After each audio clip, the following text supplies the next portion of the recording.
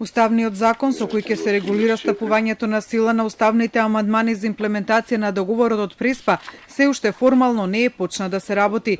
Министерката за правда Рената Десковска, информирајќи дека сепак тој ќе биде готов до јануари, рече дека со законот ќе се регулира од кој момент ќе стапат на сила одредбите од договорот за името.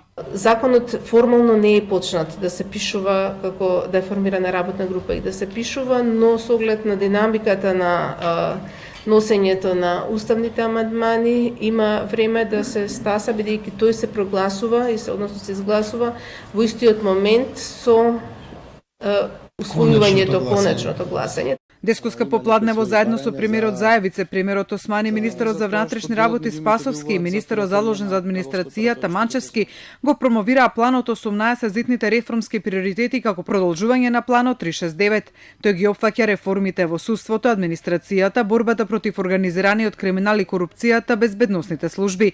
Планот 18 ги опфаќа законите на кои веќе подолг период се работи, како пакетот на судските реформи кој требаше да биде донесен до септември, а за кој Десковска рече дека недоцнат и оти сега ќе му бидат доставени на собранието, за кое се надева дека ќе смогне сили до крајот на годината да ги усвои. Оделот на реформите на администрацијата Манчевски информираше дека освен реорганизација, оптимизација, приоритет ќе биде и незина деполитизација.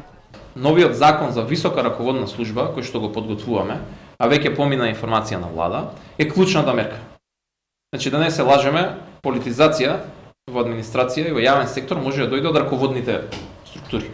Да се знае што е политичко именувана функција, а каде се професионалци кои што треба да завземат менаџерски позиции. Манчевски рече дека кон крајот на идната година ќе се знае дали ќе постојат услови за евентуално преземање на државни службеници во приватниот сектор и под кои услови.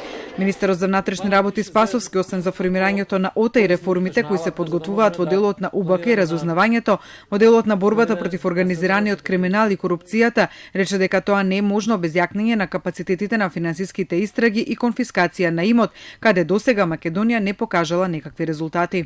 Очекувам дека во 2019 година значително Министерството, а и државата ќе ги зајакне овие капацитети, заради тоа што борбата против криминалот не може да биде ефикасна ако тоа што е одземено, односно што е стекнато со криминални пари, не биде одземено страна на државата.